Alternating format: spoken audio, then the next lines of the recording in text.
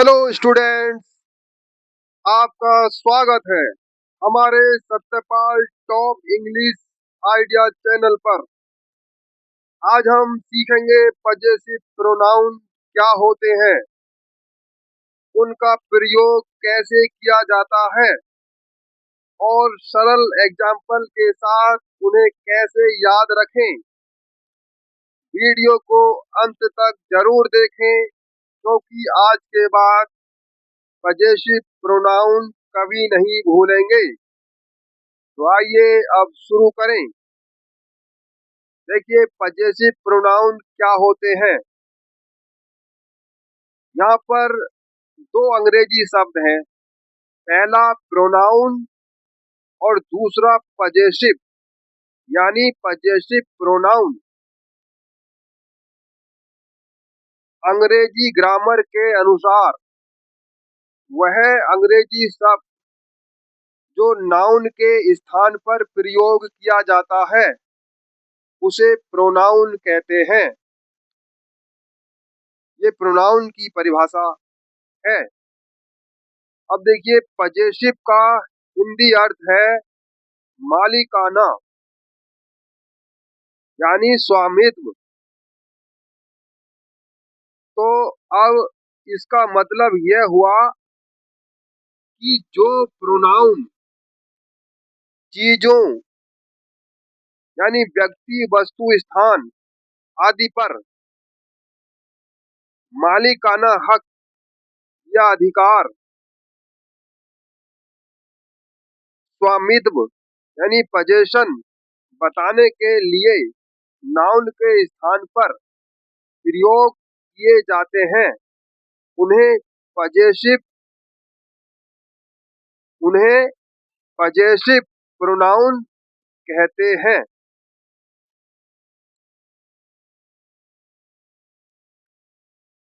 अब देखिए अब आप पजेसिव प्रोनाउंस के एग्जाम्पल्स देखकर समझें।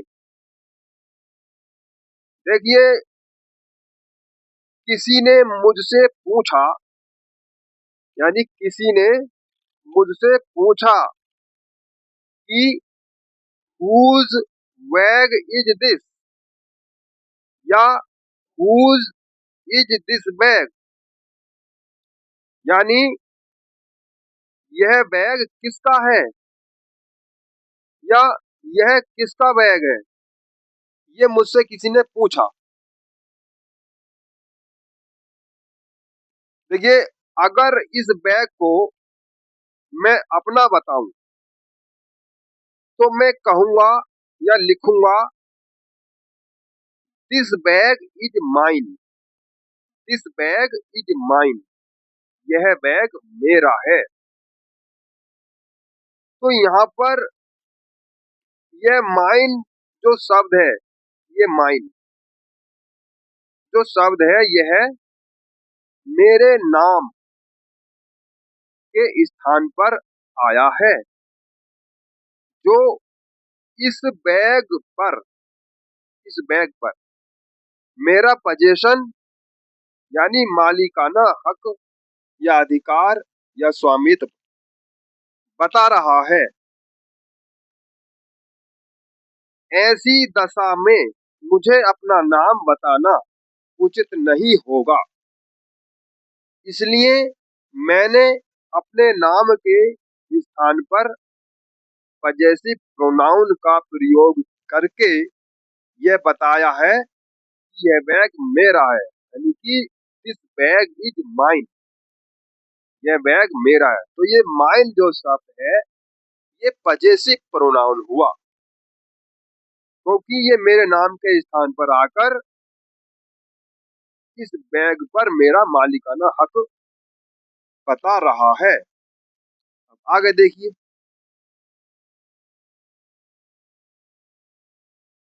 अगर इस बैग को मैं किसी लड़के या आदमी का बताऊं तो मैं कहूंगा या लिखूंगा this bag is his, this bag is his. यह बैग उसका है, हिज, उसका। यहाँ पर जो रेखांकित वर्ड है हिज, ये पजेसिव प्रोनाउन है, इसका मतलब है उसका। यहाँ पर देखिए, तो यहाँ पर ये जो हिज शब्द आप देख रहे हैं, यह उस लड़के या आदमी के नाम के स्थान पर आया है जिसका यह बैग है। अगर मैं उस लड़के या आदमी का नाम लेकर बताऊं तो मैं लिखूंगा कि दिस बैग इज मोहित, यह बैग मोहित का है। तो यहाँ पर देखिए उस लड़के का नाम है, मैंने मोहित मान लिया। तो मोहित नाम के साथ हम यहाँ पर ये जो कॉमा देख रहे हैं, ये अपोस्ट्रोफी एस है, इसका मतलब है का। नाउन के बाद जो अपोस्ट्रोफी एस लगाया जाता है उसका मतलब होता है का, ये पजेशन दर्शाता है। तो यहाँ पर हुआ मोहित का ये बैग है, दिस बैग इज मोहित, तो ये बैग मोहित का है। अगर इस बैग अगर इस बैग को मैं आपका बताऊं, यानी आपका बताऊं, तो मेरे सामने आप दिख रहे हो, अगर ये बैग मैं आपका बताऊं तो मैं लिखूंगा या बोलूंगा this bag is yours, yours. देखिए शब्दों को पहचानो, शब्दों को पहचानो और पहचान बनाए रखो अपने दिमाग में, अपने माइंड, और उनका प्रयोग समझो, उनका मायना समझो, क्या है मायना उनका। दिस बैग इज योर्स, यह बैग आपका है। तो यहाँ पर योर शब्द, ये जो योर्स शब्द है, ये आपके नाम के स्थान पर आया है। यहाँ पर मैंने आपका नाम लेना अनुचित समझा, तो ये आपके नाम की जगह ऐसा पजेसिव प्रोनाउन मैंने बताया है जो आपका इस बैग पर मालिकाना हक बताए, तो उसके लिए योर्स का प्रयोग किया। अगर मैं योर्स ना बता करके या ना लिख करके आपका नाम बताऊं तो मैं इस तरह से लिख सकता हूं, this bag is Ravi's, Ravi's. मैंने आपका नाम रवि माना और बताया दिस बैग इज रवीज, ये बैग रवि का है। तो देखिए यहाँ पर ये अपोस्ट्रोफी, ये अपोस्ट्रोफी है और एस है, अपोस्ट्रोफी ये एस, ये कॉमा और ये एस, का मतलब का होता है। तो यहाँ पर जोड़ दिया हमने अपोस्ट्रोफी एस, रवि का। तो हमने ये बताने के लिए ये बैग आपका है, तो यहाँ रवि का ना लिख करके योर्स कर दिया, आपका है। तो इन शब्दों को आप पहचानने की कोशिश करें और समझने की भी कोशिश करिए, और ऐसे ही आप याद रखिए।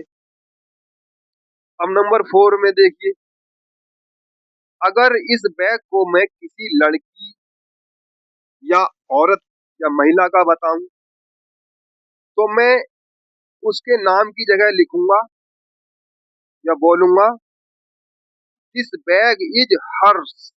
अब देखिए हर्स आई,